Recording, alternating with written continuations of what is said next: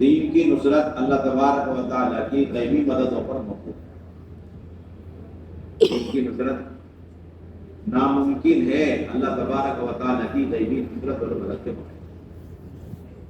اور اللہ تعالیٰ کی غیبی مددوں اور نصرتوں کا اترنا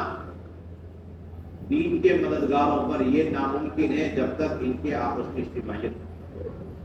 یہ تینوں چیزوں میں بڑا گہرا تعلق ہے۔ دین کی نصرت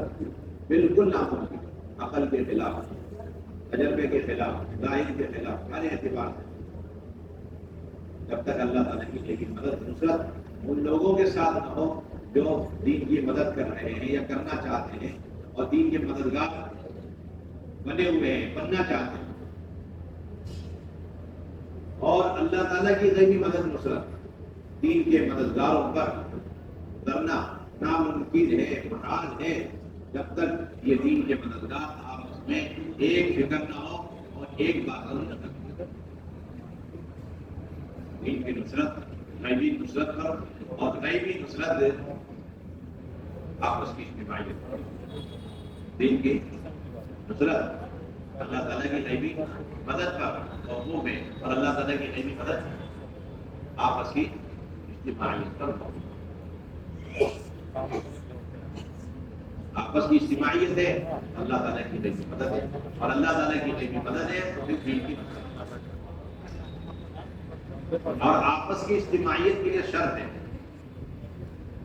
کہ دین کے مددگار آپس میں ایک دوسرے سے اس طرح محبت کریں جس طرح اللہ رسول نے محبت کی۔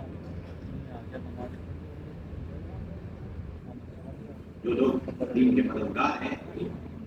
دین کی نصرتیں کر رہے ہیں، ان کے ذمہ لازم ہے کہ وہ آپس میں ایک دوسرے سے ایسی محبت جس طرح اللہ رسول کے لیکن محبت تو ہے ہی ایمان، عین ایمان۔ دین کے مددگاروں سے محبت کرنا یہ بھی ایمان اور ایمان کا بہت خالص ہے۔ حب الانصار ایمان من الایمان، اور اسی کا دوسرا حصہ ہے کہ جو لوگ اللہ رسول کے پکے دشمن ہیں ان سے پکی دشمنی رکھنا یہ بھی آپس کی اجتماعیت کے لیے لازمی حصہ۔ جو لوگ اللہ رسول کے پکے مخالف دشمن ہیں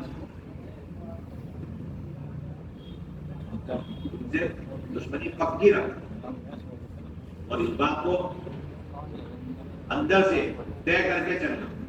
کہ ہم دین کے مددگار کی ہر حال میں مدد کریں گے، ان سے محبت کریں گے، چاہے وہ ہمارے رشتے دار نہ ہوں، اجنبی ہوں اور ہمارے خاندان سے نہ ہو، ہمارے علاقے کے نہ ہو، ہماری ان کی زبان میں بڑا فرق ہو، اجنبی و انجان، لیکن وہ جان مال کے ساتھ دین کی نصرت کر رہے ہیں تو اب اجتماعیت کا تقاضا ہے کہ ان سے آپ محبت کریں، اس لیے کہ وہ دین کے انصار بنتے ہیں، مددگار بنتے ہیں، ان سے محبت کرنے کا حکم ہے۔ اور جو لوگ دین کے مخالف ہیں اور اللہ رسول کے دشمن ہیں، پہلے سے طے کر کے چلنا چاہیے کہ ہم ان سے پکی دشمنی رکھیں، کوئی لچک نہیں،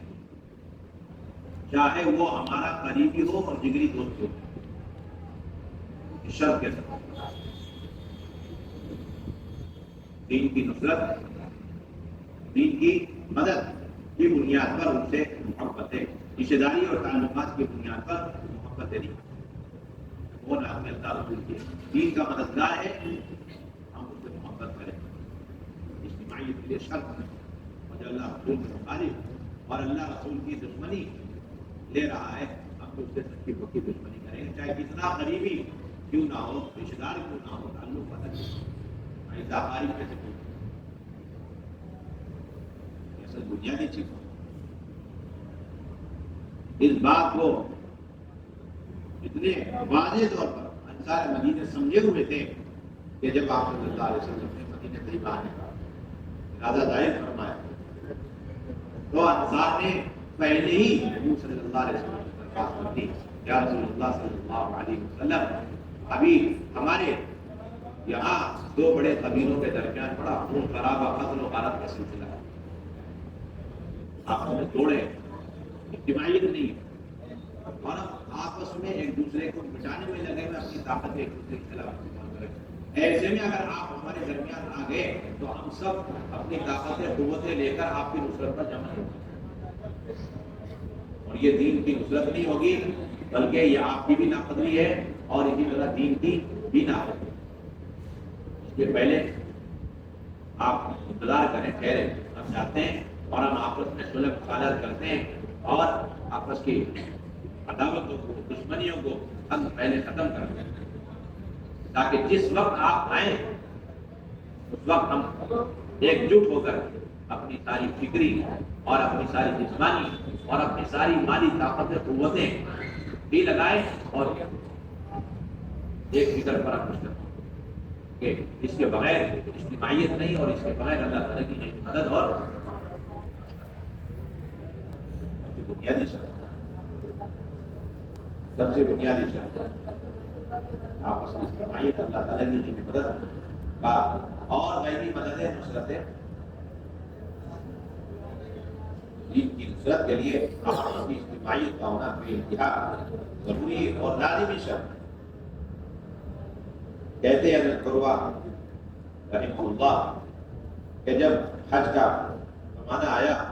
تو انصار کے کچھ لوگوں نے حج کیا، چنانچہ بنی مازن بن نجار میں سے حضرت معاذ اور حضرت اسد بن زرارہ یہ دونوں حج کے لیے گئے، اور انصار کے قبیلے بنی زریق میں سے رافع بن مالک ذکوان بن عبد القیس، اور انصار کے قبیلے بن عبد الاشہل میں سے ابو الہیثم بن طیہہ، اور بنی عمرو بن عوف میں سے رویم بن ساعدہ رضی اللہ عنہ اجمعین حج کے لیے گئے۔ جب یہ حج کے لیے پہنچے تو حضور صلی اللہ علیہ وسلم ان کے پاس تشریف لائے اور انہیں بتایا کہ اللہ رب العزت نے آپ صلی اللہ علیہ وسلم کو نبوت سے اور بزرگی سے نوازا ہے اور ان کو قرآن پڑھ کر سنایا۔ جب انہوں نے آپ کی بات سنی تو خاموش ہو گئے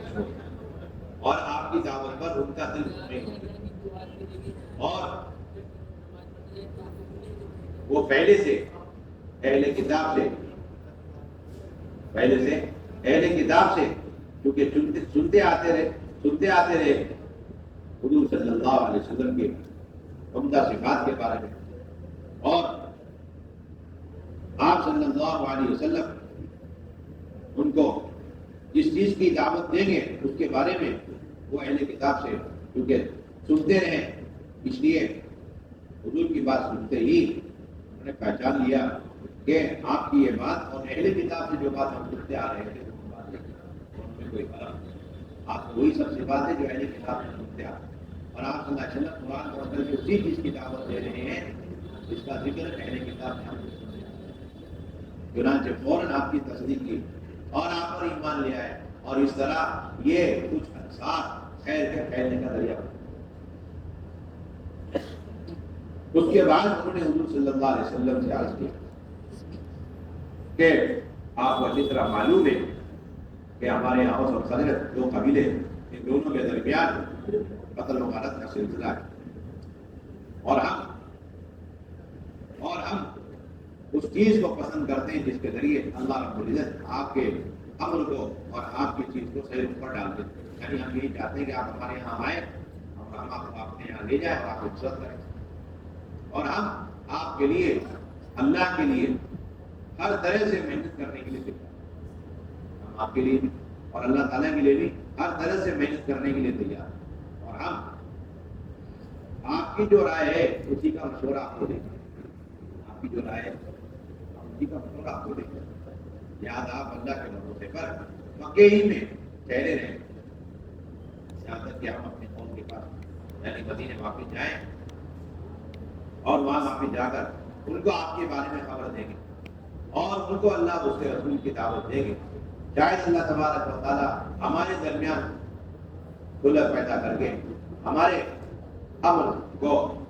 مجتمع کر دے، اس لیے کہ آج کل ہمارے درمیان دوریاں اور ہمارے درمیان عداوتیں ہیں، دشمنیاں، ہمارے درمیان عداوتیں اور اس کی وجہ سے دوریاں ہیں، اگر آپ آج کے دن ہمارے یہاں تشریف لے آئے اور ہمارے درمیان صلح نہ ہوئی ہو تو پھر ہم سب کے سب آپ پر مجرمہ نہیں. بڑی سمجھداری کی بات، بڑی دانش مندی کی بات، بڑی عقل مندی کی بات. ہم تو ایک دوسرے کو مٹانے میں لگے ہوئے، تو پھر ہم کیسے ساری طاقت اور قوت آپ کی نصرت میں لگا سکتے ہیں. اور ہم آئندہ سال حج کے زمانے میں، حج کے موسم میں آپ سے ملنے کا ابھی وعدہ کر لیتا. آپ صلی اللہ علیہ وسلم کو ان کی بات بڑی پسند ہے، بڑی عقل مندی کی بات ہے انہوں نے. چنانچہ یہ لوگ اپنے قوم کے پاس لوٹے یعنی مدینے، اور ان کو چپ چپ کے دعوت دینے لگے اور ان کو حضور صلی اللہ علیہ وسلم کی خبر دی اور انہیں بتایا کہ اللہ رب العزت نے حضور صلی اللہ علیہ وسلم کو کیا تعلیمات دے کر کے مقبول فرمایا اور آپ صلی اللہ علیہ وسلم کس طرح قرآن مجید پڑھ پڑھ کر کے دین کی دعوت دے رہے ہیں. یہ ساری باتیں بتائیں یہاں تک کہ مدینہ طیبہ کے ہر گھر میں کچھ نہ کچھ لوگ مسلمان ہو چکے تھے. مدینہ طیبہ کے ہر گھر میں کچھ نہ کچھ، کم سے کم ایک آدمی کم سے کم مدینہ کے ہر گھر میں مسلمان ہو چکا تھا. اس دعوت کے نتیجے میں یحییٰ بن سعید کہتے ہیں کہ میں نے انصار کی ایک بوڑھی عورت کو یہ کہتے ہوئے سنا ہے. وہ کہتی تھی کہ میں نے حضرت ابن عباس رضی اللہ تعالیٰ عنہ کو سرما بن قیس رضی اللہ تعالیٰ عنہ کے پاس یہ اشعار سیکھنے کے لیے بار بار جاتے ہوئے دیکھا. میں نے حضرت ابن عباس رضی اللہ عنہ کو حضرت سرما بن قیس کے پاس یہ اشعار سیکھنے کے لیے بار بار جاتے ہوئے دیکھا. وہ اشعار یہ تھے کہ حضور صلی اللہ علیہ وسلم 10 سے زائد سال، 10 سال سے کچھ زیادہ عرصہ مدینے میں ٹھہرے، مکے میں ٹھہرے رہے، قریشیوں کے درمیان ٹھہرے رہے اور اتنے لمبے عرصے میں آپ صلی اللہ علیہ وسلم